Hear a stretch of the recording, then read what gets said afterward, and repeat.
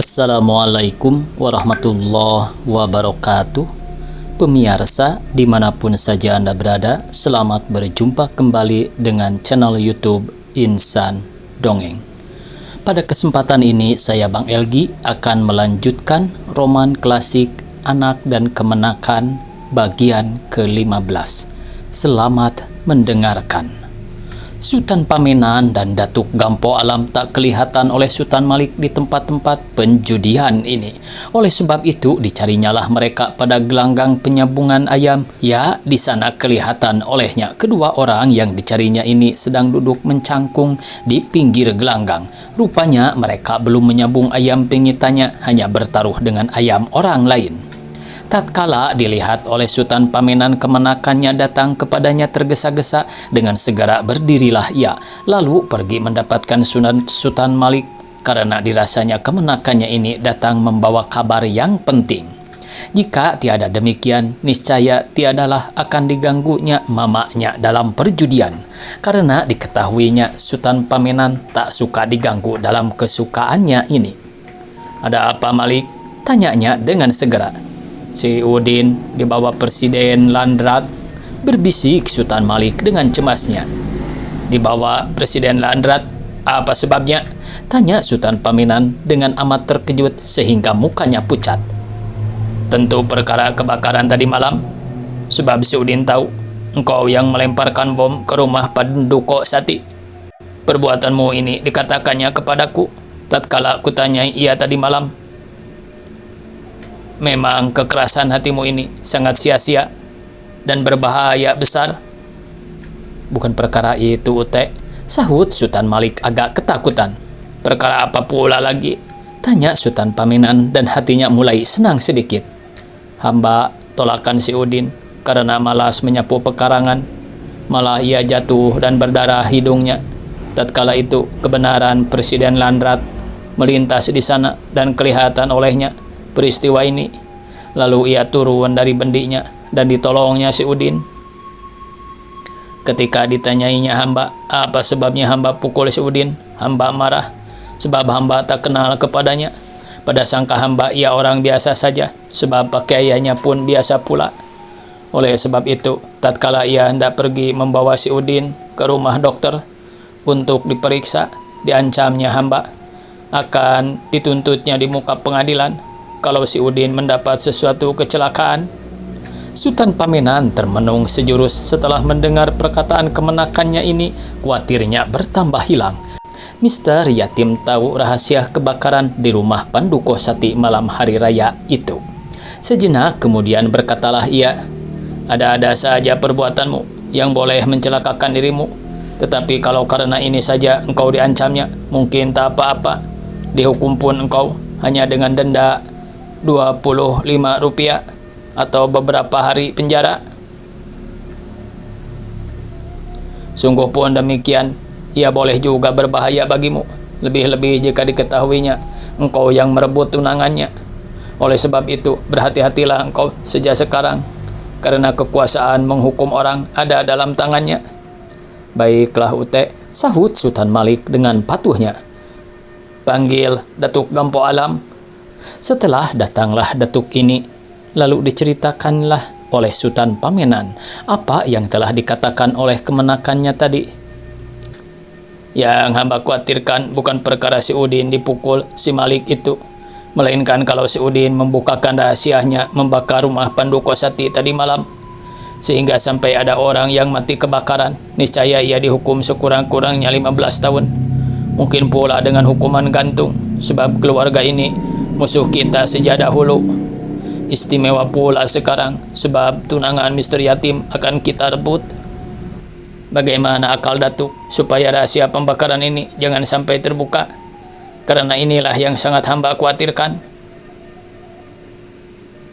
Jangan sampai dapat marah Udin berkata-kata dengan Mister Yatim atau Dokter Ajis, sebab keduanya setali 3 uang," sahut Datuk Gampo Alam dengan segera. "Tetapi si Udin sekarang telah dibawa oleh Mister Yatim ke rumah Dokter Ajis. Tentu akan diperiksa apanya yang luka. Minta kembali. Kalau tak dapat, Ya, kalau tak dapat harus ditutup mulut malah Udin. Dengan apa? Karena kita tak mudah lagi dapat mendekatinya. Dengan tinggam, sahut Datuk Gampo Alam dengan pendek. Mendengar perkataan ini terkejutlah Sultan Pamenan lalu berdiam diri beberapa lamanya. Tak adakah jalan yang lain? Hamba tak tahu.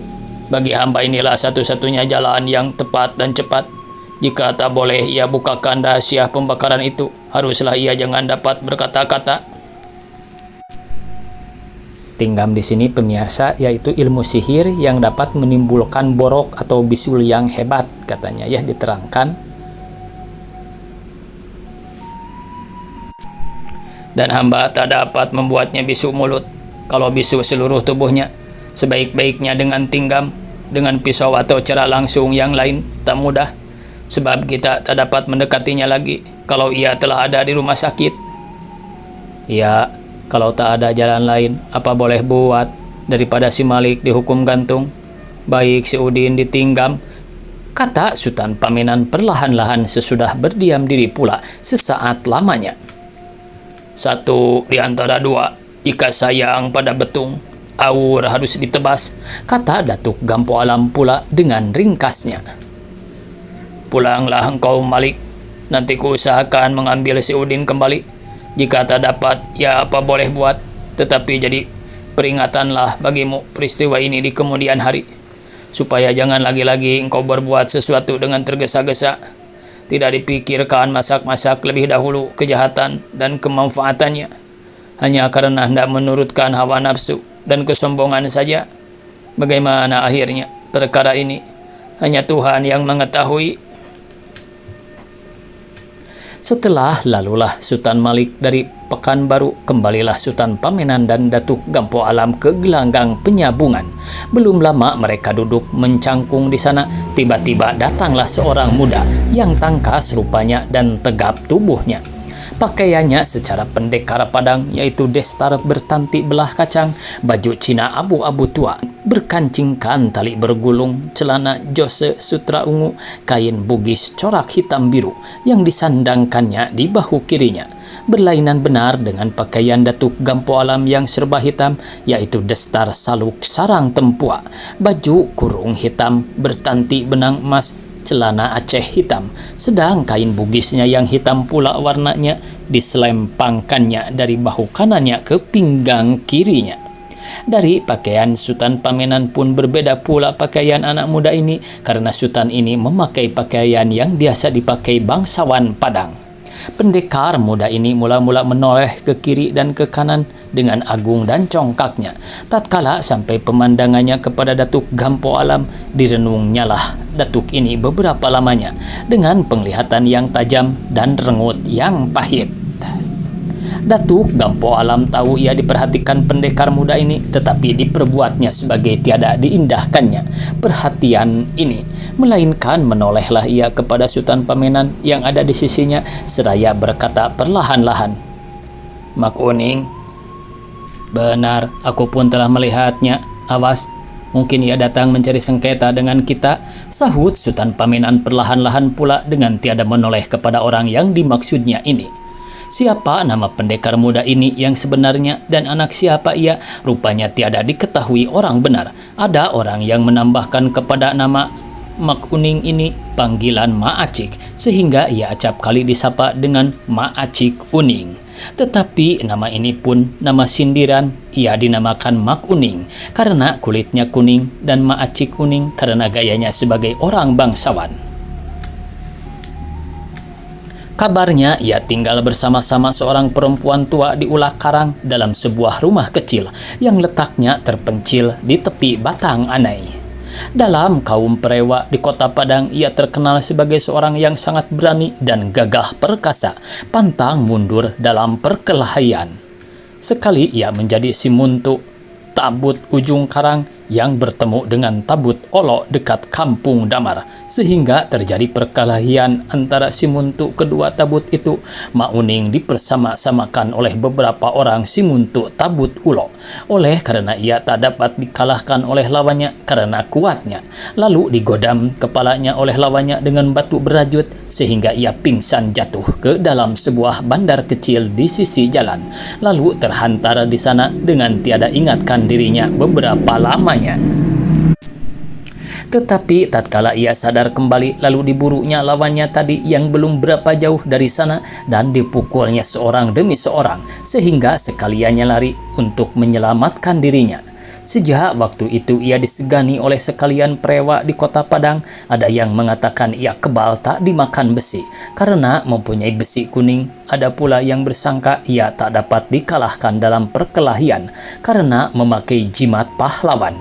Sungguh pun ia masuk kaum buaya darat, tetapi belum kedengaran ia mencuri atau membegal, apalagi membunuh orang. Benar acap kali ia makan nasi di lepau kampung Jawa dengan tiada membayar harga makanan itu, atau menaiki bendi orang dengan tiada membayar sewaannya, tetapi sekaliannya adalah dengan rela.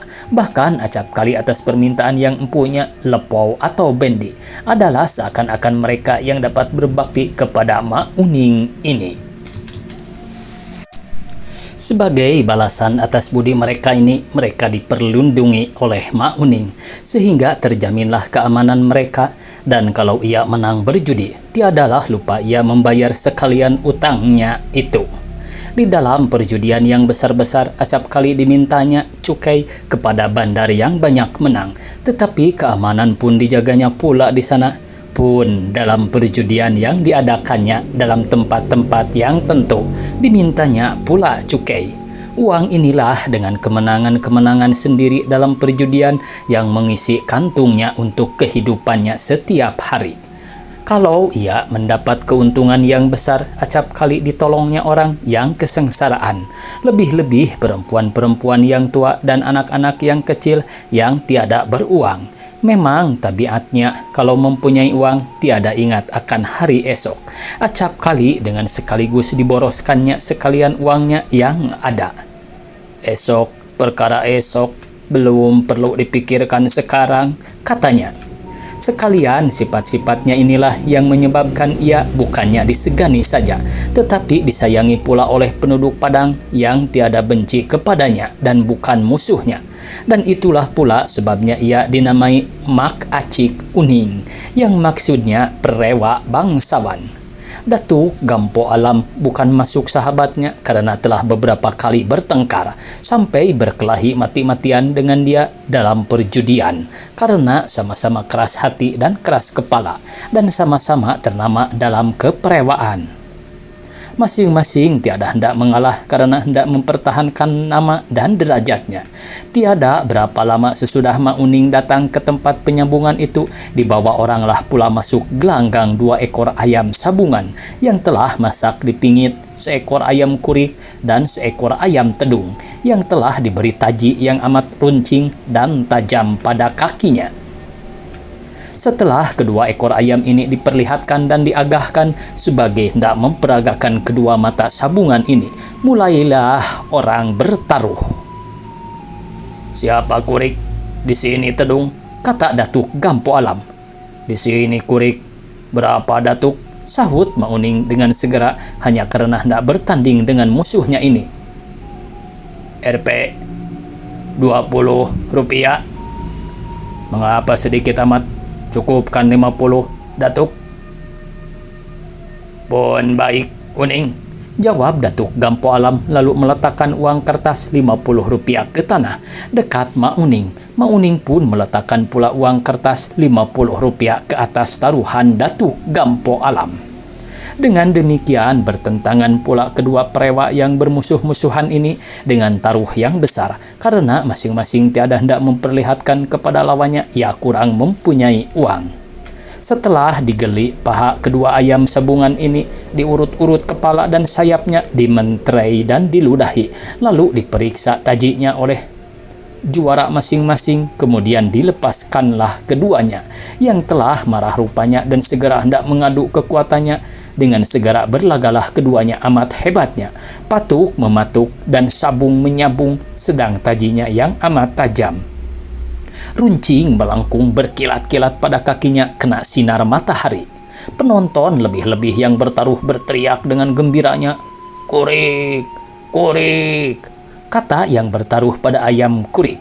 Dan tedong, tedong, kata yang bertaruh pada ayam merah. Lebih-lebih Datuk Gampo Alam yang bertaruh pada ayam tedung tiada putus-putusnya menyerukan tuah ayam ini. Pada tiap-tiap kali ayam ini melejang atau mematuk lawannya, berteriaklah ia dengan asyiknya, "Benar tedung, gasak tedung, patuk kepalanya," sebagai hendak meneral ayam taruhannya. Hanya Mak Uninglah yang tenang, seolah-olah tak mengindahkan ayam mana yang akan menang atau kalah. Hanya karena telah bosan ia mendengar teriak Datuk Gampo Alam ini, berkatalah ia dengan sabarnya, "Jangan terlalu keras bersenandung, Datuk. Ayam ragu berlaga." Orang lain tak berani menegur Datuk Gampo Alam sedemikian itu, tetapi Datuk Gampo Alam tiada mengindahkan teguran lawannya ini. "Lebih baik bersenandung daripada duduk termenung dalam gelanggang," sahutnya dengan tiada menoleh kepada Mak Uning, melainkan terus memperhatikan laga kedua ayam sabungan itu. Kedua ayam ini seakan-akan mengerti ajakan-ajakan penjudi karena perkelahiannya makin lama makin hebat, sampai mati-matian. Pial dan balungnya telah luka-luka sehingga kepalanya dan bulu lehernya berlumuran darah, tetapi tak ada yang hendak lari, bahkan bertambah-tambah marahnya rupanya. Tiba-tiba kedengaran tempik sorak mereka yang bertaruh pada ayam tedung karena sayap kanan ayam kurik kena taji, hampir putus sehingga terkulai. Darahnya membasahi sayap ini dan menitik ke tanah, tetapi kegarangannya berlaga belum berkurang. Dengan sayapnya yang tinggal sebelah, ia melawan walaupun tiada amat kuat lagi. Tiada berapa lama sesudah itu kelihatan padi berhamburan di tanah dari ayam tedung. Karena temboloknya belah kena taji ayam kurik, penjudi yang bertaruh pada ayam kurik bersorak pula dengan gembiranya. Hanya Mak Uninglah yang diam, tetapi matanya sebagai menyala karena suka hatinya. Ayam tedung pun tiada hendak lari, melainkan terus melawan sekuat-kuatnya. Temboloknya yang telah belah seakan-akan menambah tenaganya untuk mengalahkan lawannya. Sesudah itu, lama pula kedua ayam jantan ini berlaga, ditonton, diterai, dan disoraki oleh penyambung-penyambung yang sebagai tak ingatkan dirinya lagi, karena tertarik oleh tontonan yang mengasihkan ini. Tetapi kedua ayam sabungan ini sendiri rupanya makin lama makin letih, mungkin karena telah banyak luka-luka yang tiada kelihatan dan hanya dapat diketahui dari darah yang menitik ke tanah dan melumuri seluruh badannya. Sayapnya terkulai, mulutnya ternganga karena napasnya sesak, sedang lejangnya tiada kuat lagi. Acap kali ia hanya dapat mematuk lawannya, tetapi seekor pun belum hendak kalah. Tiba-tiba rubuhlah ayam kurik ke tanah, menggeragau seketika lalu mati karena lehernya putus kena taji ayam tedung. Di situ riuh rendahlah sorak pihak ayam tedung, sedang pihak ayam kurik harus memberikan taruhannya sebagai kemenangan kaum tedung. Mak Uning membiarkan Datuk Gampo Alam dengan riang cemooh mengambil uang taruhannya yang Rp50 dengan tenang rupanya. Tetapi pada mukanya yang merah nyata kelihatan kekalahannya ini pada musuhnya sangat membakar hatinya. Kemudian dikeluarkan seekor ayam tedung pula melawan seekor ayam hitam. Mak Uning bertaruh Rp50 pula pada ayam hitam, sedang Datuk Gampo Alam melawannya dengan ayam tedung juga. Pada sabungan ini Mak Uning menang sebab ayam tedung melarikan dirinya seraya mengeok tatkala taji ayam hitam membelah dadanya.